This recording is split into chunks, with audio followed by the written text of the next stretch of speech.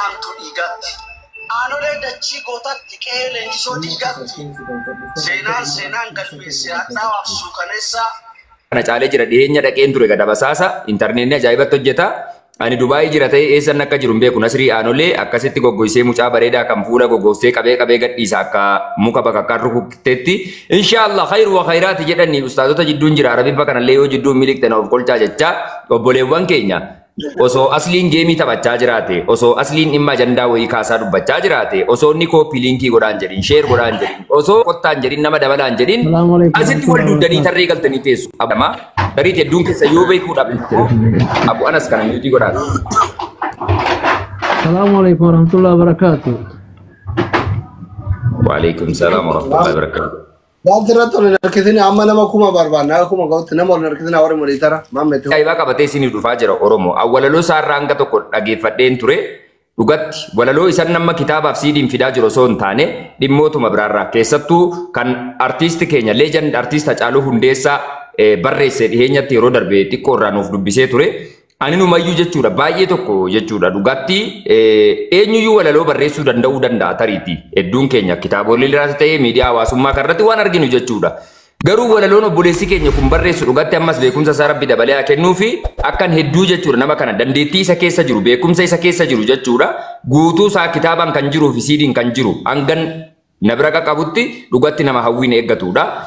Hedduun keessanitti gammaddu kitaaba callisee namni asirratti beektee wal beekumsaaf yookaaf overreetii gochuu jedha ol guddisuu humnaa ol guddisuu isa akkasiitiif osoo hin ta'in dhugatti jechuudha walaloo hedduu bareeda akka ta'u jechuudha tilmaamuu ni danda'ama. Namichatu beektee akkati harree bittee galtu gaafuma dhudhuufaa baatu naaf gale jette jedhanii namni tokko waa wayii yeroo inni godhu jalqabumarraa waa hubachuu dandeessu salphatti jechuudha. Kanaafuu obboleewwan keenya obboleessa keenya kanaaf dhugumatti namni hanganni hawaasa miidiyaa kanarratti viidiyoon isaa kun yookaan ammoo sagantaan kun akka kabajamuu fi hedduun namoota promote gochaa turan beeksisaa turanii namoota hedduu bira qaqqabee jira promotioniin kun yookaan beeksifni kun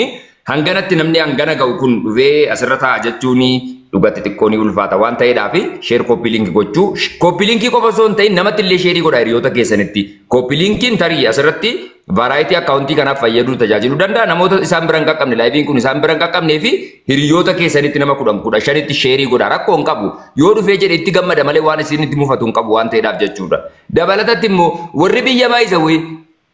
maali giiftii tokko akkaawuntii keessaas hin dhume nu biyya keessa jirra akkamitti eekkama jechuun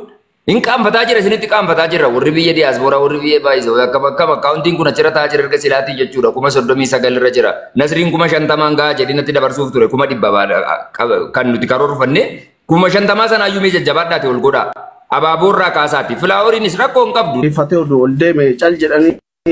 kaan ammoo ka qadaadaan jiru usmeen itti aansee nu bana jechuudha akka yaada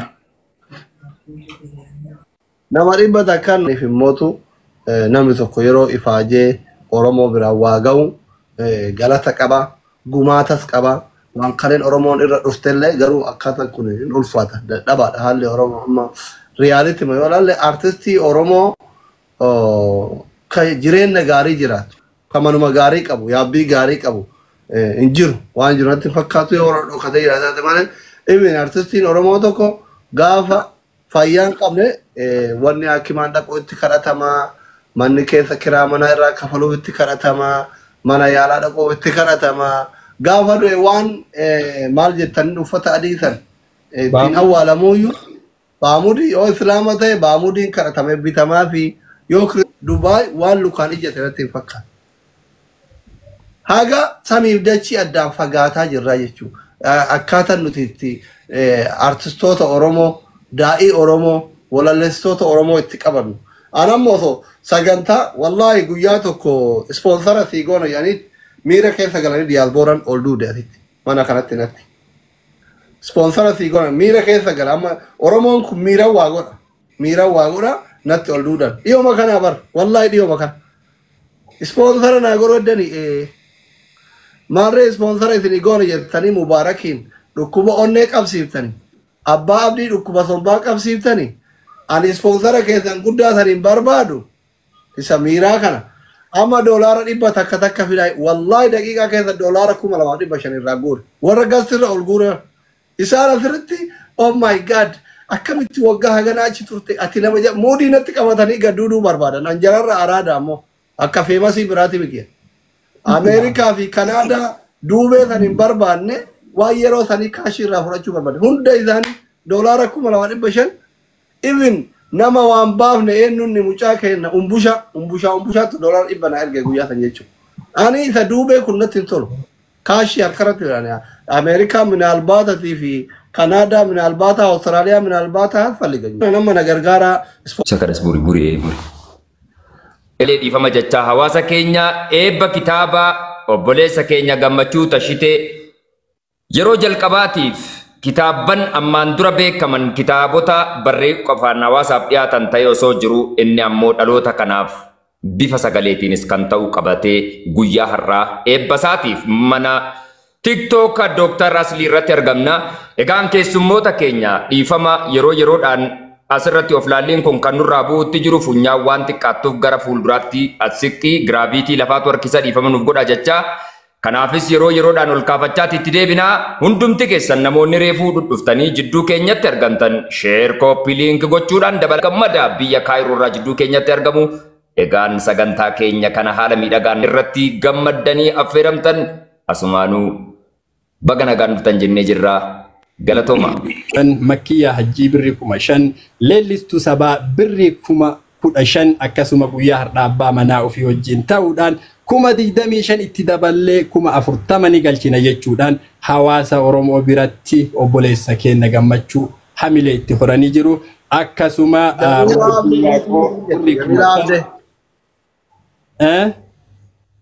Jamila Abdee 5,000 jette ofiin boontuleen 5,000 jedha. Jamila Abdee qabadheera ofiin boontuu keellee ni qabadha.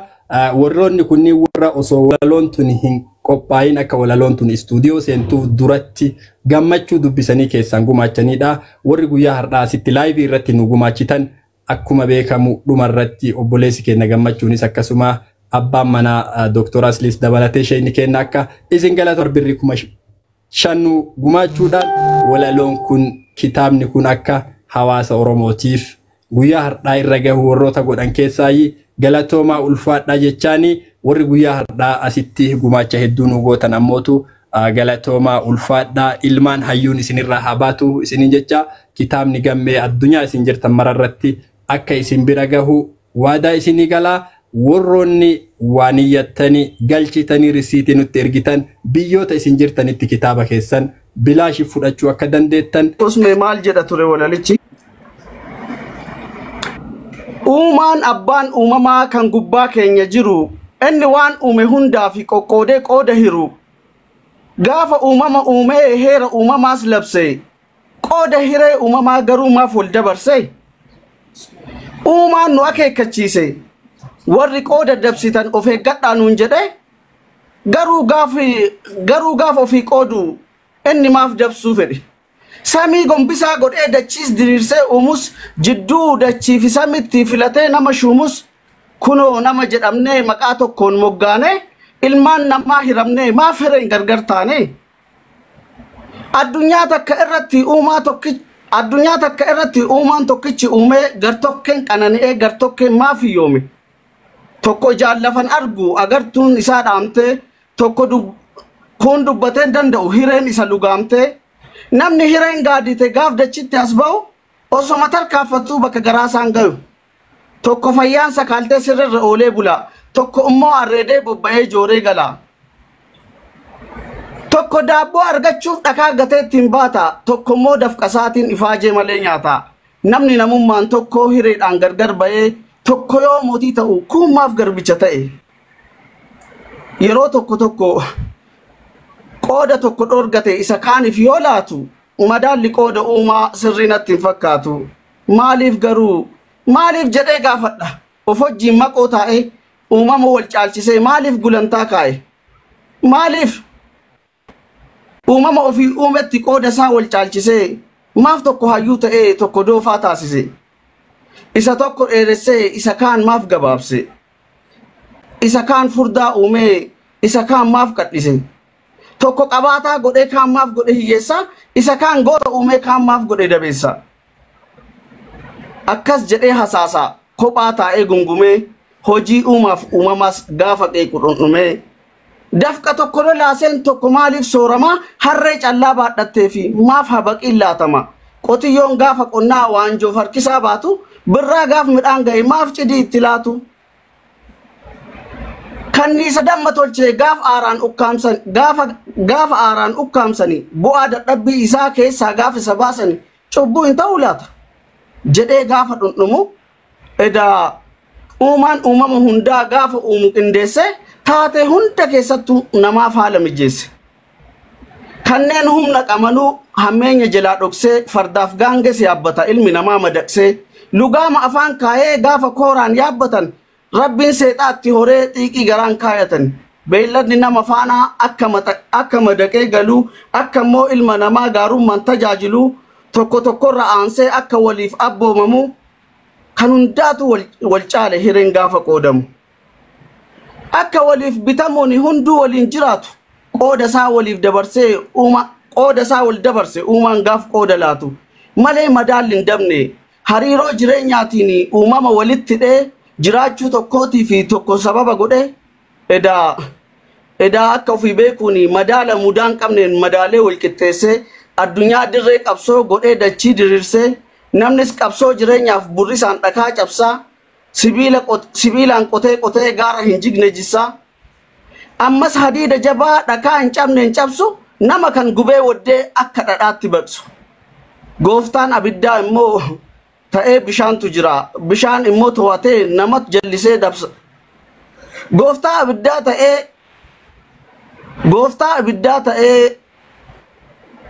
gooftaa abiddaa immoo ta'ee bishaantu dhaamsa bishaan immoo to'atee nama jallisee dabsa badhaasaaf qooda hiree hundaatu yoo madaalu sammuu ilma namaati badhaasni hunda caalu ilma namaatiif jecha guyyaaf halkaniin qoodee ifaaf dukkanaan faayee waqtiilee caamaaf roobaan qoqqoodee kophaa kaayee gannaaf duumessa kennee caama dabarsee bona baddaa mukaan haguugee gammoojjii godhee ona samii roobaaf ajajee dachiin biqilchi jedhee margaan dachii uwwisee looniif soorata godhee jala jirtan karaa giftiitiin push godha hundi keessan giftii push godha jaldeessaa fi qamalee weenni mukarra bulchee awwaaldii geessaaf xaddee jeedala boolla galchee bookeef koochoo arjoomee hirus qooda bararu mixii koochoo hin qabnes garuu roobni dararu milkumeef kumalaatee bofa miila dhoowwatee isa milkumeen laanne bofaaf looyinsa laatee guchiif koochoo arjoomee garuu bararuu dhorge qocaa dheessiteen baane dhakaacha itti golge lukkuu mucha dhorkatus kan silaa ilmaan hootu qeensa qaree jabeessee fi kan dachiin haatee soortu gafarsa qananiisuuf coqorsi lafaa ba'a qananii leencaaf immoo gafarsata aarsaa ta'a duraanuu dubbii fixe warri kenna kaleessa hiyyeessaa toluuf jecha edaa dhaltii ajjeesaa wareegama kaaniitiin isa kaan jiraachisaa kanaafuu mudaan qabu sirriidha madaallisaa fardi sangaan yoon duune kan abbaa garaa nyaatu waraabessaaf rumichi silaa maaliin jiraatu osoo rakkanneen beekne galatan beeknu turre mi'aa gammachuun beeknu osoo gaddis hin jirre jaalalluu mi'aan qabu osoo jibbin jiraanne gatii waan qabnuun beeknu osoo waa dhabuu baanne osoo dullumni hin jirre jaarsi araaraan jiraatu osoo duuti hin jirre namni uumaan sodaatu yeroo gadi qabee ilaalu madaalli isaa sirriidha nutti fakkaatus daba gaaf xiinxallanii ilaalan wanni hunduu bu'aa qaba hunduu akka jiraatu naannoo isaan walii galee uumee lafatti hin dhiifne hundaafuu mala male uumaan uumama uumee tokko hidhutti hin dhiifne qeeransaaf qeensa laatee yeeyyiif qarrifaa qaree gafarsaaf gaafa kennee harreef dhiiticha malee allaattiif kochoo hiruu akka inni dheessee ba'u qoca